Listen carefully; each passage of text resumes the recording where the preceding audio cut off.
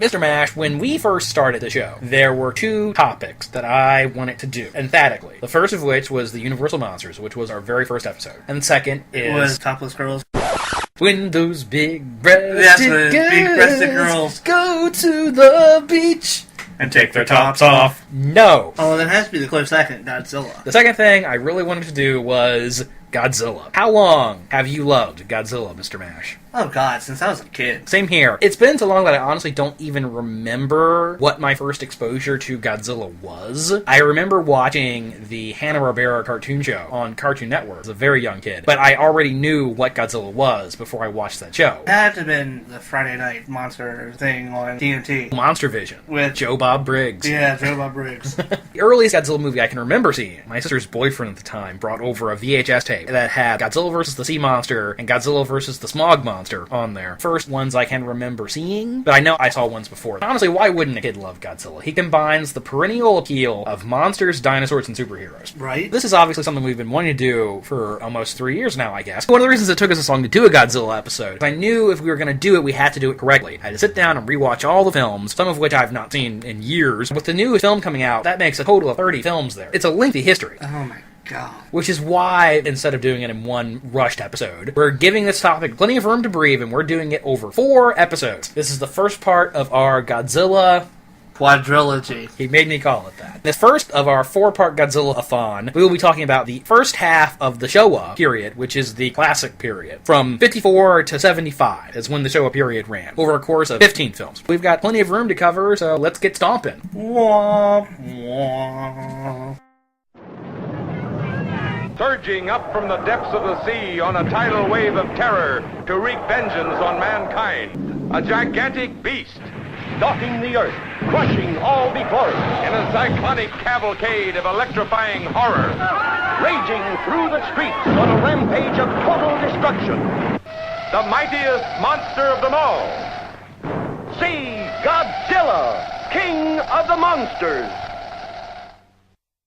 Now, Mr. Mash, I have a stupid question for you. What's the first Godzilla movie? Gojira. Gojira, which is Japanese for whale ape. And was whale gorilla. Well, whale ape, whale gorilla, something like that. When you say whale ape, I think whale ape. Is it grape ape? Grape ape. Originally released here in America as Godzilla King of the Monsters, its chosen international title was simply Godzilla from 1954. A lot of people have a misconception about the Godzilla series, about this first film in particular. The sequels are very campy, and they tend to assume that the original must be very campy as well. But actually it isn't. You don't say. It's very rich in atmosphere, very rich in emotion. It's very much a horror film. Yes, especially the Japanese side, which I had seen for the first time ever just last week. It very much feels like a universal horror film, rich, foggy atmosphere. It's different from the Universal film. There's darker. Yeah, there's a stark horror. That darkness is established from the opening minutes. The opening credits of this movie is silence, and then when the title comes up, you hear Godzilla's famous roar, a little more silence before the music finally starts, and that establishes the tone of this movie as rather somber and dark. There's another scene in the movie that they set the whole tone of the movie, and that's where the mom is holding the 2 kids, and she's, "We're going to meet your father soon." That is the darkest scene in the entire film. The most important scene in the film, though, to convey that emotion. It's the entire thematic concept of the film in one scene. And the American cut didn't have that, did it? It's in there. The dialogue is not translated, so you don't know what they're saying. Ah. This movie was made not even a decade after the end of World War II. Japan is in a unique place as a country where it's the only country in the world has ever experienced the horrors of nuclear bomb drops on them. It gives them a unique perspective on this topic. The specter of World War II hangs over this entire movie. Yes. You mentioned the scene where the mother says to the 3 girls about how we'll be with your father soon. Or there's another scene early on where they're discussing the monster on a train, and one man says, "Oh, I hope we don't have to go back into the shelters. I hate the shelters." And don't they even make direct references to the atomic bomb? They make some references to it, yes. They never outright connect this to the bombing of Right, that's in later films. Obviously, it's completely implied. The images of Godzilla burning Tokyo to the ground. In particular, there's one scene that really sticks out to me where he's silhouetted against the city, which is completely in flames, and then he roars the morning after where you're in the ward with all the sick and dying people. You and I were talking about this one and then the sequel here a little bit later,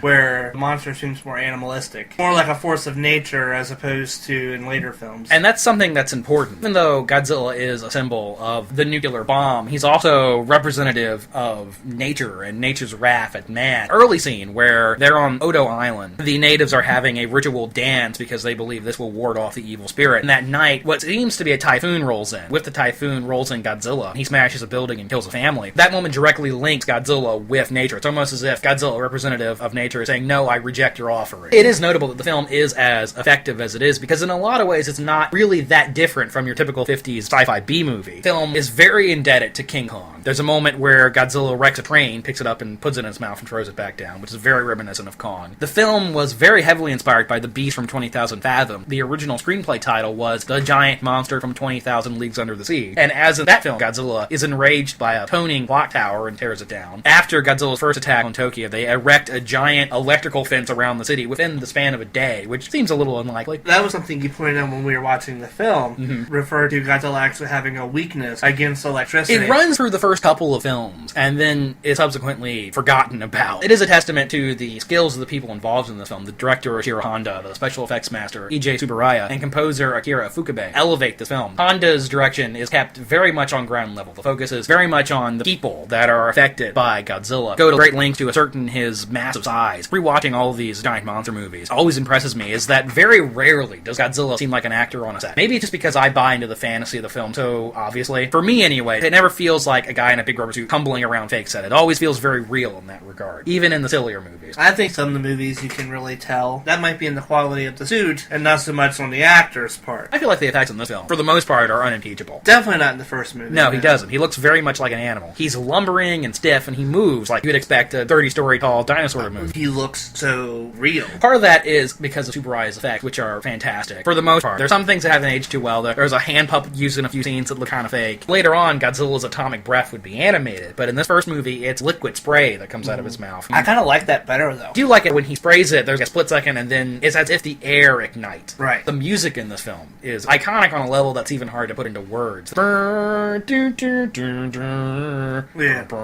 That music is so immediately recognizable. It's almost as iconic as the character himself. Some of the other sequels, they don't use that music, and it's like, where's the Godzilla theme? And it does take away from the film. It distracts, yeah. Though it is notable, one of the best uses of music in this film is when, the day after Godzilla destroys Tokyo, they cut to a school where a group of children are singing the lyrics or something like, let us be free from destruction. Why they're singing cameras handing over the destruction of the city. Very powerful. It makes you feel the loss, makes you forget that you're watching a Japanese monster movie. Let's talk a little bit about Godzilla himself. Hayao Nakajima is the actor in the suit, and he would play Godzilla throughout most of the classic period. He's not just a stuntman in a big suit, he gives a performance, he's actually acting. One of my favorite moments is as the military is pelting Godzilla with missiles and they're just bouncing off them, he grabs a bridge and he flips it. Seems like something he does out of frustration. The American name Godzilla is actually pretty much a direct translation of the original Japanese Gojira. That worked out so perfectly. Godzilla, godlike in his abilities and his powers. Zilla sounds like lizard. Such a perfect name. That suffix Zilla is attached to everything if it wants to be big or ornery. When I was getting, there's this book called Dogzilla. Dogzilla.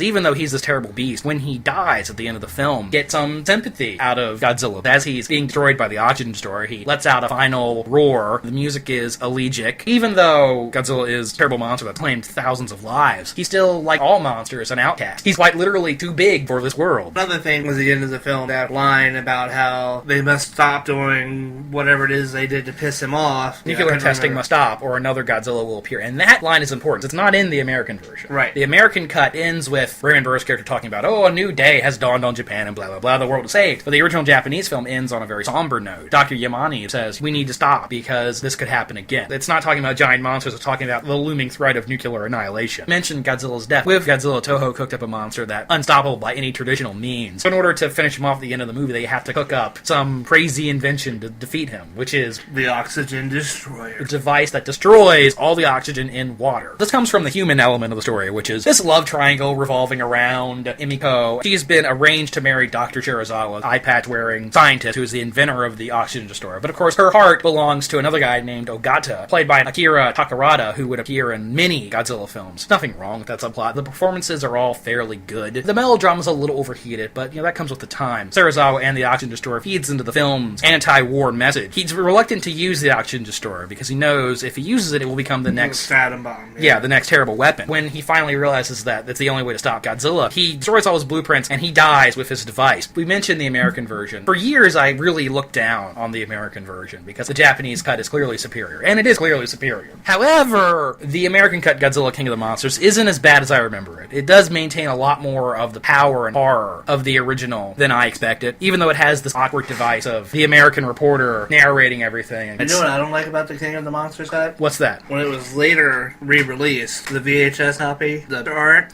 had all these different monsters featured on the front of it, and then it had Godzilla in the front. And none of those other monsters are in the movie. And it says Godzilla, King of the Monsters. And you're like, fuck yeah, this is going to be this kick-ass movie. This is fucking Godzilla. There's no monster fighting in this one. Singular. Why would you even call it King of the Monsters? It is sort of funny that Raymond Burr's character is named Steve Martin. It's really obvious that he's not interacting with any of the Japanese actors. He's on a soundstage somewhere talking to the back of somebody's head. The American cut is a little better than I remember it. If you watch that one over the Japanese, you're losing some things, but you're not losing too much. Yep. Yep. I have no further thoughts on that matter. The fantastic fire monsters, raging out of the flaming bowels of hell, crushing whole cities in its wrath, deadly Anguirus, screaming its challenge of mortal combat. The Battle of the Ages.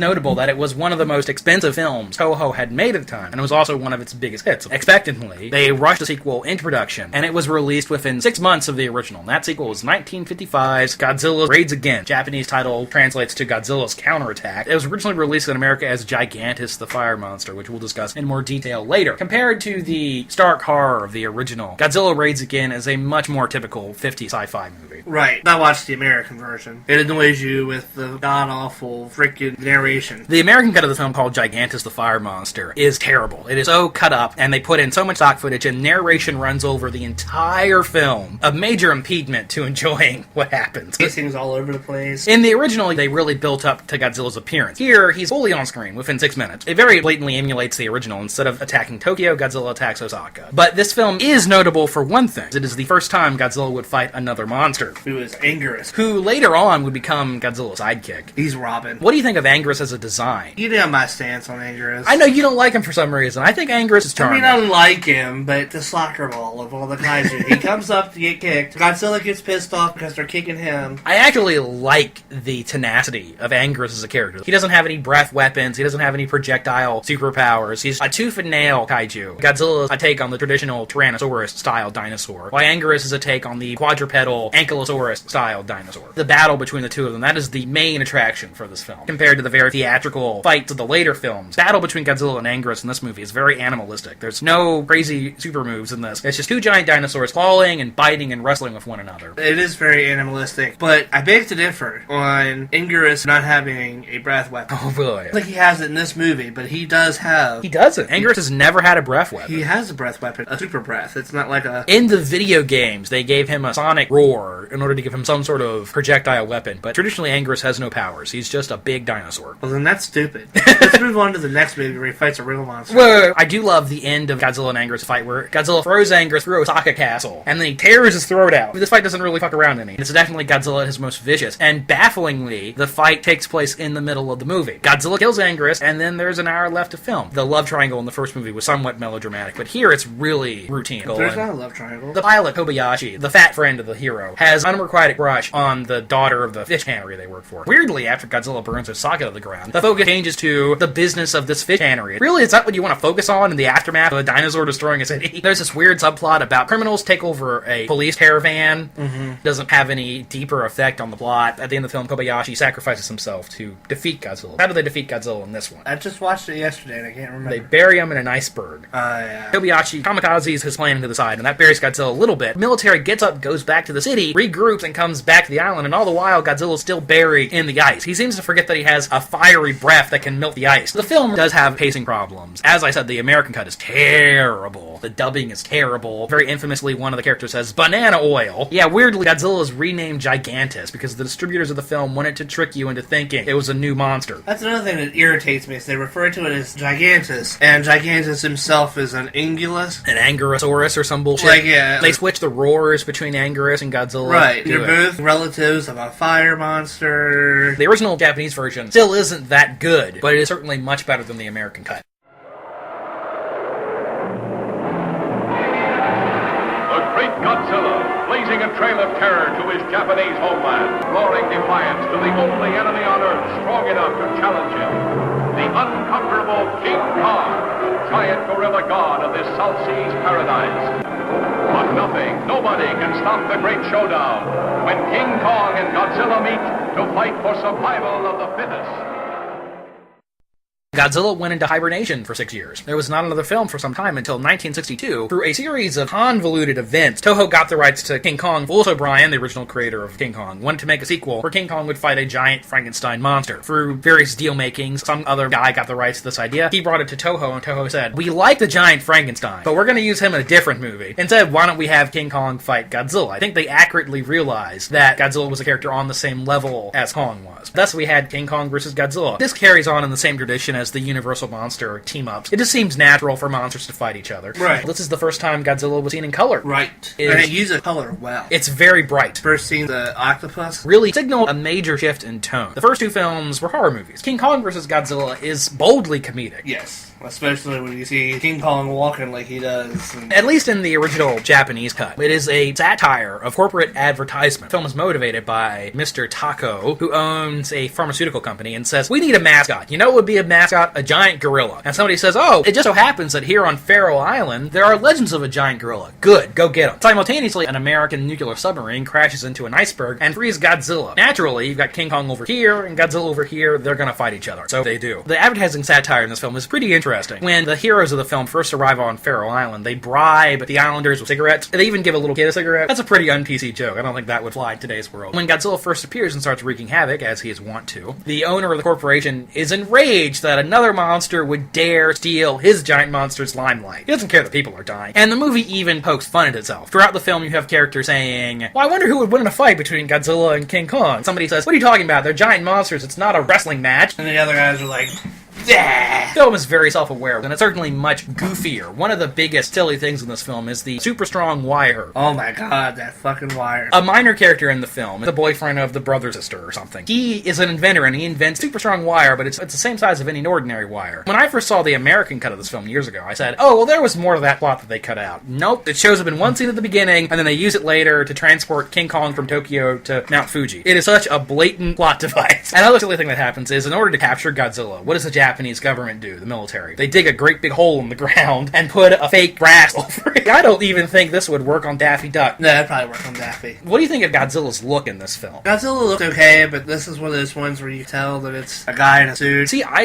really like the suit in this film. He looks much more reptilian. He has big yellow eyes and more pronounced back spines, and his head is more crocodilian. His roar was changed. In the first two films, the famous Godzilla shriek was much deeper and more bellowing. And this film, they cranked the pitch up a little bit, so that it was a little higher pitched, and that is the roar that Godzilla would use throughout the rest of his existence. Which I like it a little bit better high pitch. Oh yeah, it sounds much better. It sounds more natural. King Kong undergoes some pretty major changes. Originally, he was much smaller than Godzilla is. He would come up to like Godzilla's ankle. Yeah. For this film, they gave him a great big boost. Are we to believe that this is the same King Kong from the original 30s film? Obviously, it can't be. It has to be some other breed of giant gorilla. Right. He gains power from lightning. Now, I personally think this is a leftover from the King Kong versus Frankenstein premise. I feel like they utilized the lightning thing because of Godzilla's weakness to electricity. And they really mention that a lot in this film. Suddenly, Godzilla is prominently weak to electricity. During their big tussle at the end of the film, when they finally fight, King Kong hits his head, and he's down for the count when suddenly a freak lightning storm blows in. He gets struck by lightning, and then he's re-energized. He's ready to go. Lightning Viagra.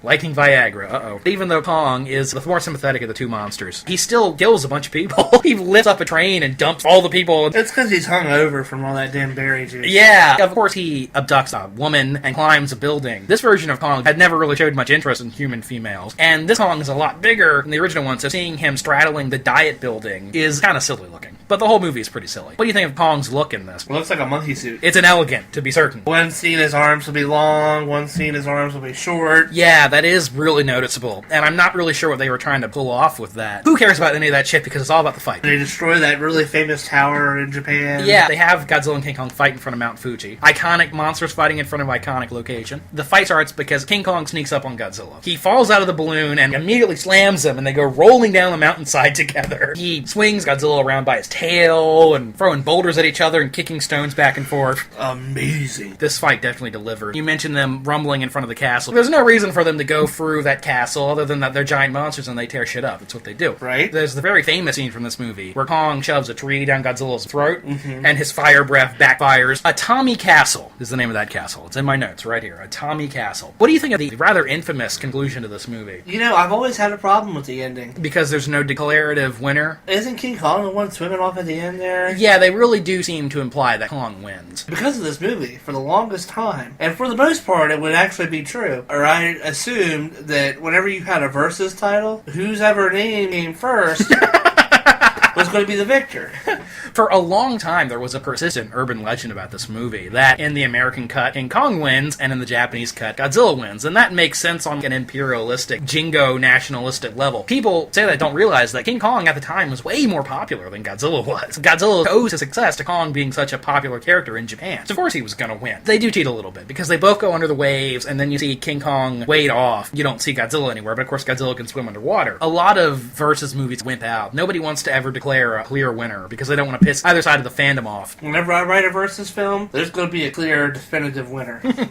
Now, you've only ever seen the American version of this film. In fact, now you own it on Blu-ray. Right. Again, this film was badly handled when it was released here. It was cut up. There were new scenes inserted with actors on a very fake-looking news set. Yes, it is boring. And it's terribly annoying because it's cutting away from the action we care about. And there's that annoying doctor character that says things like, Kong is a thinking animal. Annoyingly, they cut out the music. Akira Ifukube's score in this film is great, and they replace it in the American cut with generic stock music. In fact, it's studio music from the Universal Studios lot. A keen-eared monster fan will recognize the Creature from the Black Lagoon overture several times. Dun, dun, dun, dun. So I'm not really a big fan of the American cut, but the Japanese cut is pretty awesome. I gotta say, I love King Kong vs. Godzilla. This one is a lot of fun. Yes.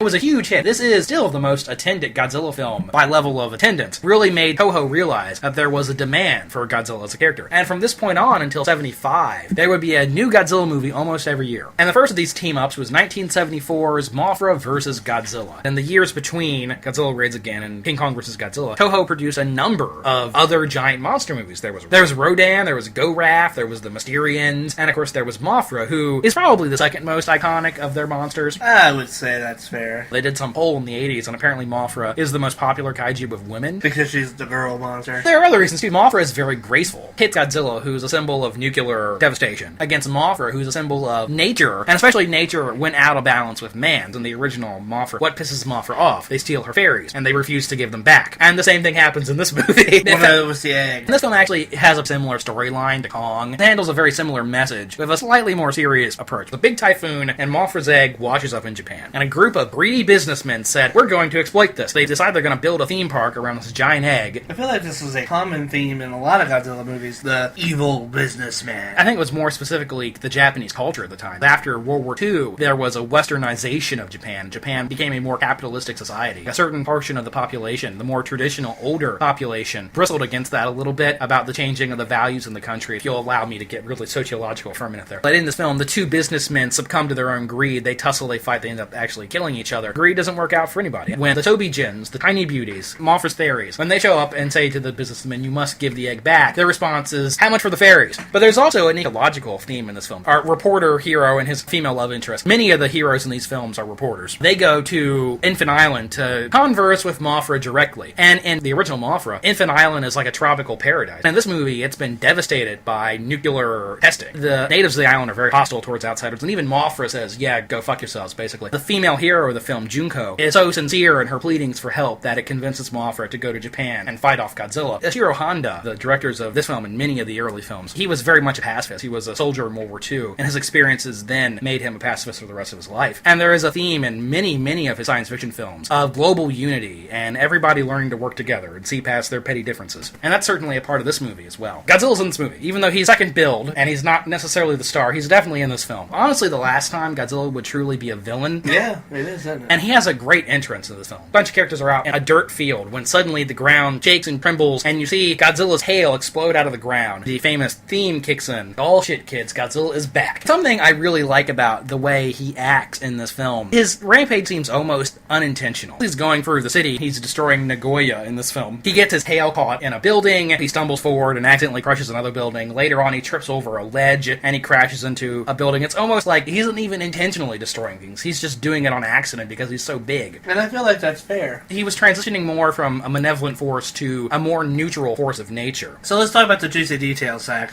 Let's talk about the fight. Eventually, Godzilla comes rumbling towards the egg, and Mothra has to get up in his shit. Yeah, Martha's like, oh shit, son. You done crossed my line. You see that line? You done crossed it. The Japanese military almost defeat Godzilla in this film. They come very, very close. They cook up this crazy scheme where they drop a giant net, and you think about how big must that net truly be, and then they electrify the net, and because Godzilla's weak against electricity, they come very, very close to killing him. But human hubris decides to push the limit. They overcharge the generators and they burn out. Godzilla is freed to continue his rampage. I thought that was interesting because usually Japanese military plots to defeat Godzilla in these films do not work at all. Usually involve satellite dishes. Yeah, the fight. Mothra whoops his ass. And it almost seems like it shouldn't work. Mothra is the spindly, soft thing, and Godzilla's fucking Godzilla. Sitting there, and she's beating him in the head with her wings Yeah, and her she's claws. scratching at his face. Blowing the poison powder at him. My favorite part is when she grabs his tail and she's dragging him around. But I feel like that should work. Godzilla is a ground monster, and Mothra is an aerial monster. The only anti-air attack that Godzilla would have would be his mouth blast. The suggestion is that Mothra is more intelligent than Godzilla, at least in this film anyway. They portray her as more of a thinking animal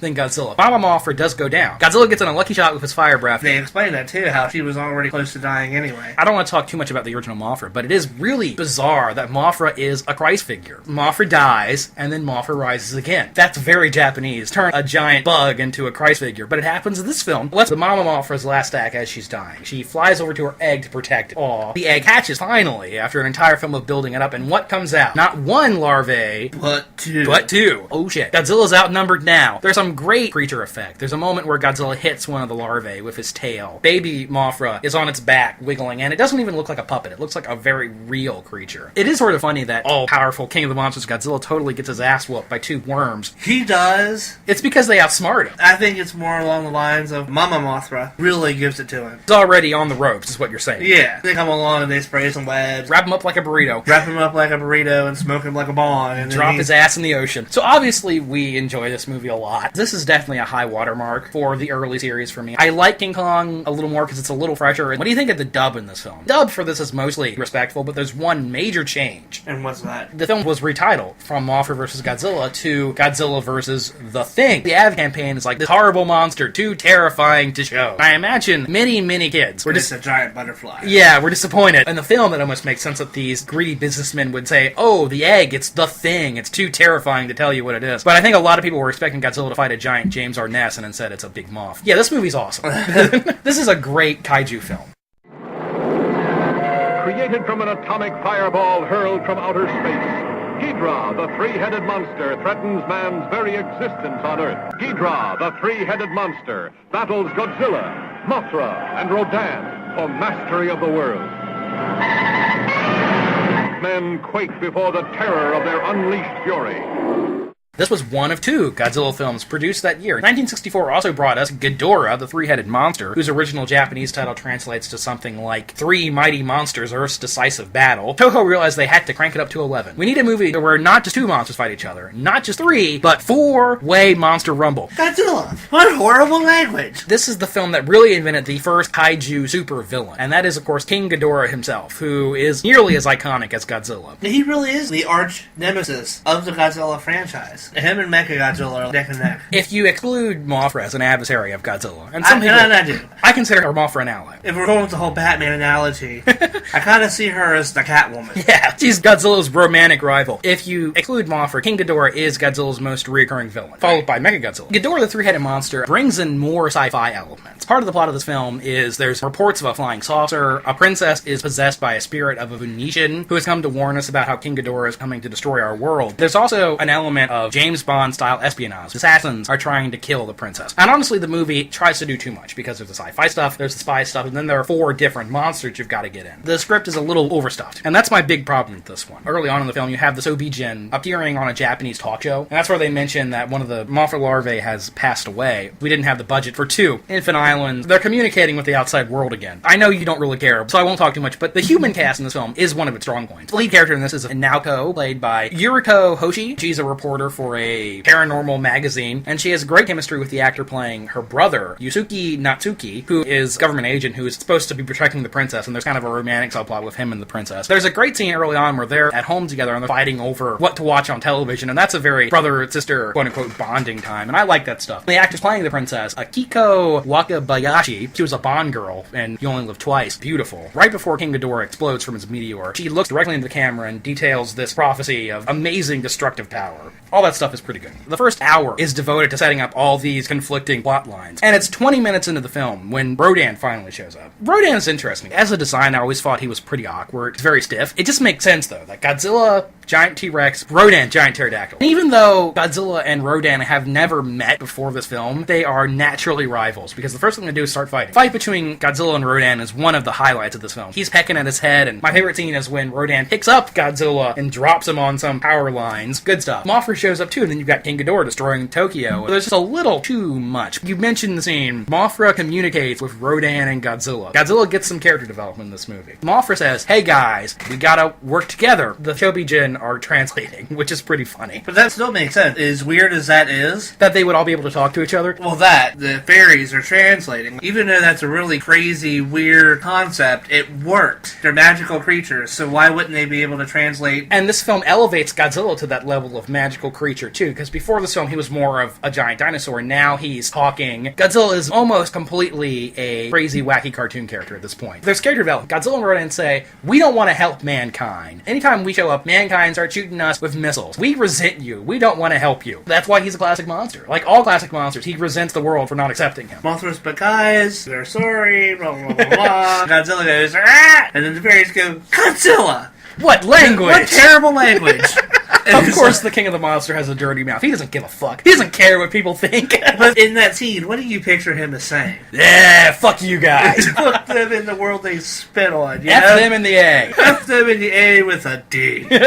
Now, Zilla. with a D-Zilla. With all the stuff going on in this movie, it barely has time to introduce its titular monster. What are your thoughts on King Ghidorah? I really like the monster design. Oh, it's brilliant. It's amazing that they pulled that off. There's 3 heads going at the same time and 2 tails and 2 huge wings, and he's bigger than any of the other monsters. And in this movie, anyway, you don't even see cables operating the wings or anything. That can't be said of the sequels. Well, it's like this, isn't it? Yeah. 2 hand puppets, and then the 3rd head is on a wire. From a technical perspective, King Ghidorah is certainly an achievement. One of my problems with character, he's supposedly this great destroyer. He's murdered entire civilizations. For being such a supposedly powerful creature, he's kind of a wimp. It really doesn't take a lot to scare him off. What did the combined efforts of Godzilla, Rodan, and Mothra do to King Ghidorah? Godzilla pulls on his tails a little bit. He punches him in the head a few times, which is amazing. My favorite moment is when Mothra crawls on the Rodan's back, and they form a flying, silk-spewing machine. He gets some rock thrown at him, and then King Ghidorah flies off. You guys play rough! I don't want to play anymore. For such a supposedly terrible monster, he does go down like a bitch. Yeah, King Ghidorah's all like, "I can't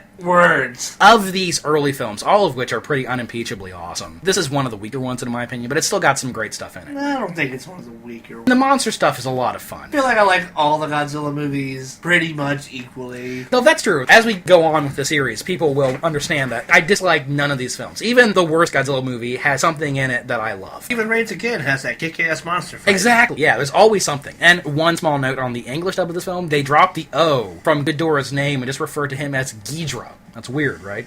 From a planet 50 million miles beyond the stars came a strange message. Lend us your Rodan and Godzilla to fight our Monster Zero. Earth answers, and the most dreaded creatures ever to walk our planet are lifted into outer space. The stage is set for the mightiest battle ever seen by the universe in Monster Zero. Obviously, the people at Toho recognized that King Ghidorah was an awesome monster. They brought him back for the immediate sequel, 1965's Godzilla vs. Monster Zero, also known as Monster Zero, or Invasion of Astro-Monster, and then the Japanese title translates to The Great Monster War. That's an awesome title. I first encountered this movie under the title of Godzilla vs. Monster Zero, so for the intents of the show, that's what we'll call it. Well, yeah, that's what I've always known it as. Even though Monster Zero is a very evocative title, it doesn't tell you that Godzilla's in the movie. This film boldly moves the series into pure sci-fi. Not only are there aliens in this one, there's space travel and flying saucers and other planets. In my opinion, the sci-fi concepts really inject some freshness. What's Monster Zero about? King Ghidorah, after getting his ass kicked on Earth, goes and starts terrorizing the Exons on Planet X. Yes, when a pair of astronauts, an American astronaut and a Japanese astronaut, land on Planet X, the Exons invite them in and say, hey, can we borrow your monsters? And they say, well, I don't know if we want you to borrow our monsters. And they say, oh, wait, we'll give you the cure for cancer. All right, you can have our monsters. No, the cure for all disease. Yes. What do the Exons do? They go to Earth, they scoop up Godzilla and Rodan, put them in giant eggs, carry them across the solar system. They beat the shit out of Ghidorah. We find out all you humans shouldn't have trusted those greasy, slimy, turncoat fucking aliens. Because what do? They fuck us. I just want to point out that even though these are fictional characters, that was still pretty racist. That was like extraterrestrial racist. It's true, I am racist towards extraterrestrials. I don't trust them.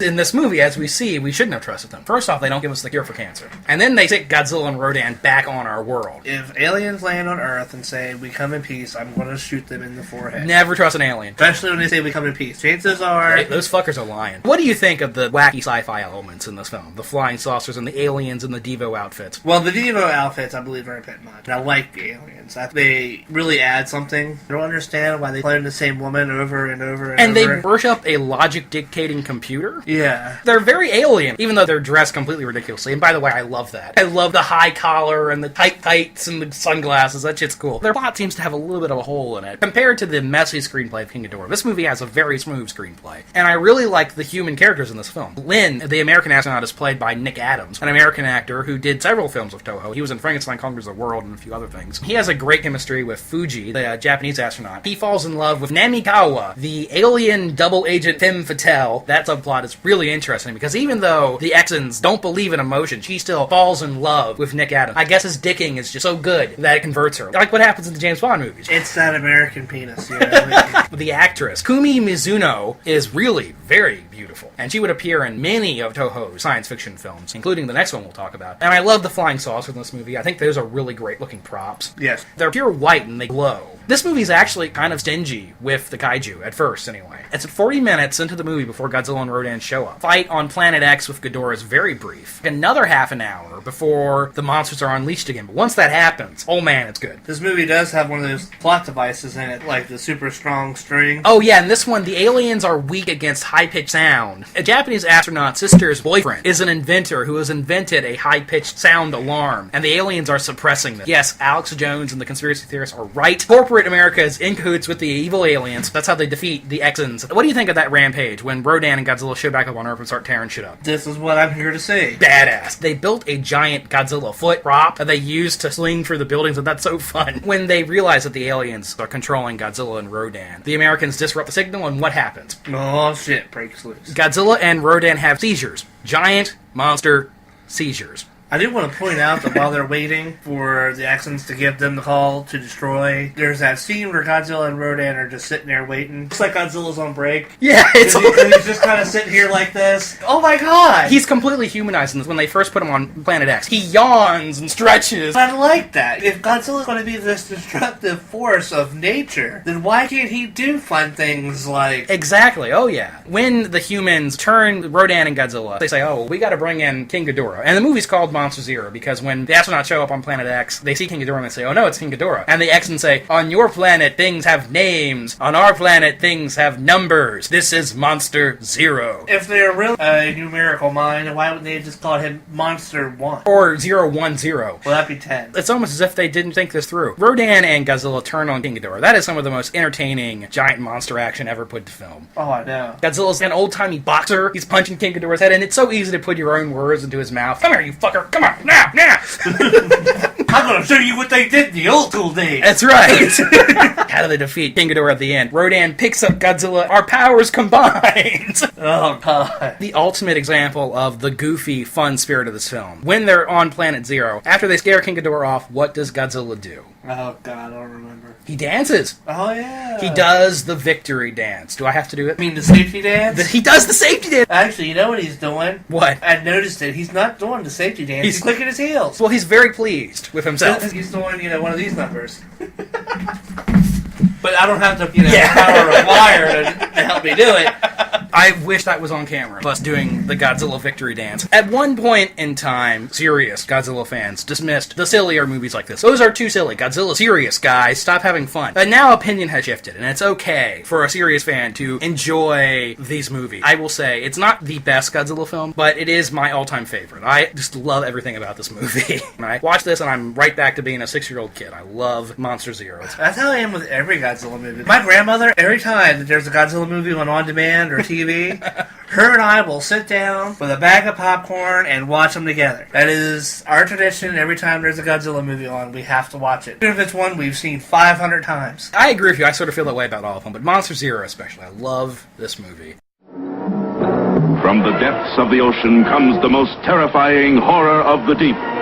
From within the mountain caves comes the dreaded monster Godzilla. See the most titanic battle ever screened when the monster of the deep challenges the mighty Godzilla. With the next film, 1966, Godzilla vs. the Sea Monster.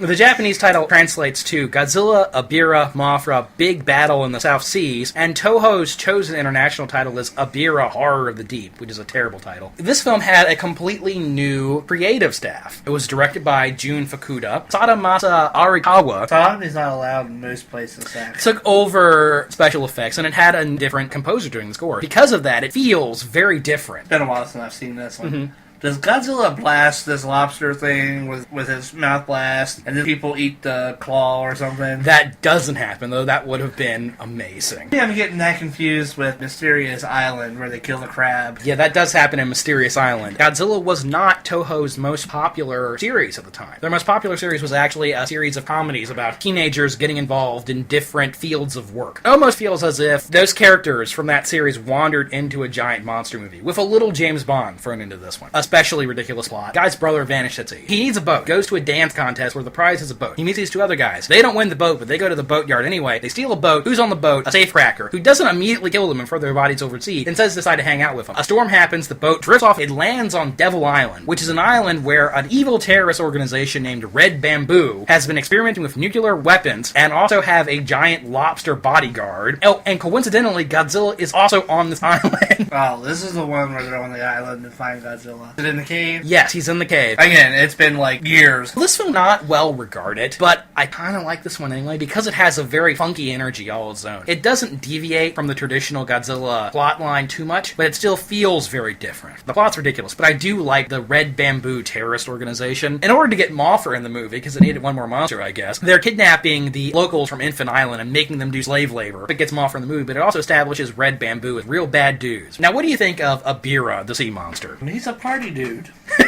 Just give him an orange mask and a slice of pizza with some nunchucks. He's the Michelangelo of the Kaiju-verse? He is! What drew you to that conclusion? When him and Godzilla fight, there's just like ping pong or tennis or volleyball or whatever you want to call it. Yes, that scene is incredible. And the best thing about it is they're throwing a giant boulder back and forth, and then Godzilla hits it, flies off, destroys some random building, nobody cares. Godzilla's like, next rock. For me, it was Tuesday. I understand why people dislike Ebirah, because it is an uninspired design. A giant spider is one thing, but a giant lobster? I actually kind of like the monster design. Not that it's uninspired, but the fact that it looks like a real giant lobster. The suit is awkward. You never really see it completely in one shot. Part of it's always underwater. So it's almost like more of a puppet than a suit. Either way. The point I'm making here, the face looks like an actual freaking lobster. I suppose. Ebirah is one of the few openly carnivorous kaiju. A pair of people try to escape the island, and you actually see him impale them on his claw and eat them. Though he doesn't even get a death scene at the end. Godzilla tears his big claw off and he swims away like a deep-fried pussy. Would you want to fuck with anybody after they just ripped your arm off?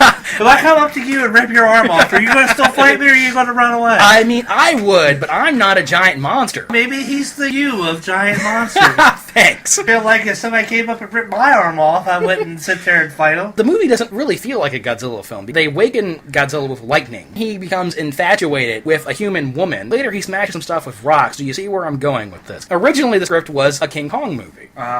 For whatever reasons, Toho couldn't use Kong, so instead they put Godzilla in it. Even if you don't know that, the movie still feels kind of off. Despite those problems, I still like the film. It has a pretty good cast. Akira Takarada, he's back. He plays the thief, pretty charming. Kumi Mizuno's back. She spends the whole movie in a strapless top with a skirt on, so that's nice. Akira Hiko Harada, who played Terazawa in the first one, he's back and he plays a villain. He's still got an eye patch. And the monster fights are still pretty cool. They're shot mostly in close-up. There's a great scene where Godzilla destroys a group of jets. The film has this guitar-driven score, which is very different from the other scores in the series, and it gives this film a unique energy. So you have that scene where Godzilla's setting jets on fire, and it has a fun energy to it. It's like a beach bum music. Yeah, it is. There's that wonderful sequence at the end where the island's about to go nuclear and explode. And the human characters are yelling to Godzilla from the giant net that Mothra's carrying. They're saying, "Go, Godzilla, you have to go." And he looks up and says, "You're right!" He runs and then does a belly flop into the ocean. I love that scene. The weirdest thing in this movie, and it's a very short sequence, a random giant condor appears. Kondoru, most likely Toho's least loved monster, shows up out of the blue, tries to snatch the girl. Godzilla gets pissed at it, sets it on fire. And after the condor is burning, he puts his finger up to his nose and nods. Wow, that was unexpected. I didn't see that coming. Apparently that's a reference to another one of Toho's series at the time. Completely out of context. That scene is weird. It's not a great film, and I understand why it's not well liked. But I gotta say, I do enjoy Sea Monster. Like you said, none of them have... Even if the rest of the movie was terrible, it still had Godzilla and a giant lobster playing volleyball with a huge rock. Exactly. The mightiest monster the world has ever known. The mightiest egg the world has ever known. Introducing the Son of Godzilla. A great scientific experiment begins. See how a baby monster becomes a monstrous monster. Speaking of goofy films, you actually haven't seen this next movie. Right. This is the only Godzilla movie you haven't seen. And that surprises me. This one is a quote-unquote classic. I'm talking about 67, Son of Godzilla. The decision was made for Godzilla to become a father. We're going to give him a little kaiju that can look up to him, just like the kids look up to him, both literally and figuratively. Goro, another reporter character. Nothing stops him from getting a story. Not a rainstorm, not a strange radio signal blocking the radios, and not passing by Godzilla. His plane gets knocked down. He lands on Sogoi Island, where scientists are experimenting with weather control technology. But, oh no, also on the island are giant praying mantises, and they constantly muck up their experiments. The strange radio signal is actually a psychic message from a giant egg that is attracting Godzilla to the island. What hatches from the egg? Son of Godzilla. He arrives just in time to save the baby kaiju from the mantises. Man, what is this baby kaiju's name, Zach? Well, there seems to be some debate between you and I what the name of this monster is, JD. I have always referred to Son of Godzilla as Mini-La, and there are 3 reasons for this. First off, his name is an abbreviation for Miniature Godzilla. Miniature Godzilla. Mini-La. And secondly, the Japanese pronunciation of his name is Minira. And thirdly, the traditional pronunciation of his name, Manila, is terrible. It makes him sound like an ice cream topping. Even though you haven't seen this film, you are familiar with Mini-La as a character. What do you think of the Son of Godzilla? I don't think... It's not my favorite kaiju. He's widely despised. I don't despise him. He is the Scrappy-Doo of the Godzilla-verse. I feel like Godzuki is the Scrappy-Doo. Godzuki's like Mini-La, but worse. It's a really weird design, because he doesn't really look like Godzilla. He looks like the unholy spawn of Kermit the Frog and the Pillsbury Doughboy. To me, he looks like he could be a younger Godzilla. Really? And aside from the budding spines on his back, I really don't see a resemblance. He has these big, stupid buck teeth, and these perpetually drooping eyelids. His cry is really annoying. He brays like a donkey, or makes this weird noise that sounds a little bit like Papa. I really do think that this could turn into this when he gets older. You believe that Mini-La is the biological son of Godzilla? Yes. I've never thought that. Why would Godzilla have a son? Is there a Mrs. Godzilla somewhere? As we've previously established, this is the second Godzilla. Original died at the end of the first film, and they never really explain where the second one comes from. Right, and what if the first one was actually the female? I guess. She was PMSing and destroyed Tokyo. In the Heisei era, when they would introduce a Son of Godzilla character, they said it's a leftover egg that got irradiated and grew big, which I feel like is a much more succinct answer than this film, which says, is it the biological son of Godzilla? Is it an adopted son? Who knows? I think it's biological. I always assumed that Minila was the foster Let's leave son it of up Godzilla. to our... If our fans have opinions, please email us. Let us know what you think, how you feel about it. A lot of people feel this movie's too goofy, and there's certainly a lot of goofy shit in this film. So I actually like this one. As goofy as it is, it's still really entertaining. There's no human villains in the film. There's very little collateral damage. The whole film has a laid-back island tone to it. The humans live in harmony with the monsters. The island girl, the sexy island girl, actually throws coconuts to Minila in a couple of scenes. Even though Minila is, by all accounts, a terrible character, I can't hate the little guy. He's hilarious. The island girl's feeding Minila, and then Godzilla shows up, scares the human off. What does the son of Godzilla do? He throws a temper tantrum. He falls on his back and starts kicking and screaming. Godzilla rubs his head, rolls his eyes, grabs his kid by the tail, and carries him off. I like it, and I know that this isn't really Son of Godzilla, this is more Godzilla's Revenge, but when he's trying to teach him how to... There's a very similar scene in this film where he's trying to teach him to blow fire. Yeah, and he stomps on his tail. Almost as if a giant radioactive dinosaur is not the best father. At one point he hits Minila on the head with his tail. I kind of like the fact that... Godzilla's a bad father. I think it's cute, though. There's almost a character arc. I know it's ridiculous to say a giant radioactive dinosaur has a character arc, but there's almost a character arc in this film. Godzilla seems reluctant about Minila. He seems annoyed by the little guy, but the film ends with the scientists successfully activating their weather-controlling machine. Tropical Island starts to get buried in snow. Godzilla's marching through the snow, and Minila is running behind him, yelling, "Papa, Papa!" Godzilla pauses. He picks up the kid and starts cradling him. And as the snow is falling and these dinosaurs are going into hibernation, they're cuddled together in the snow, which is actually a weirdly poetic image. In the course of the film, Godzilla comes around to the kid. He says, "Alright, I won't eat you." The only time that I really hate Manila, and I'm calling him that just to piss you off, is when they do that he can talk thing. We're getting ahead of ourselves. One of the things that is annoying about this film, this has the ugliest Godzilla suit ever used. Fans frequently call it the Cookie Monster suit. Oh, I think I knew. I may have seen this movie years ago. I don't know. It has this really weird head and it's very short snout. It's a piteous suit, no doubt. So that this movie nerfs Godzilla's power a little bit. Villains of the movie is a giant spider named Kumonga. Godzilla does a stupid thing where he has the spider on the ropes and he leans down to its mouth. The spider can sting him in the eye. He gets wrapped up in the webbing, which is not as strong as Mothra's webbing, but somehow it still puts him down. And all of this is so Minila can come in and save the day and earn his father's respect. Yeah, that wouldn't happen. He'd just set that spider on fire and it'd be over in 5 minutes. 5 seconds. Even though this film is not all that well liked, it's really, really super goofy, I still like it. It has a fun element to it. It's very much a kid's. And if you watch it through the eyes of a child, I think you'll enjoy it.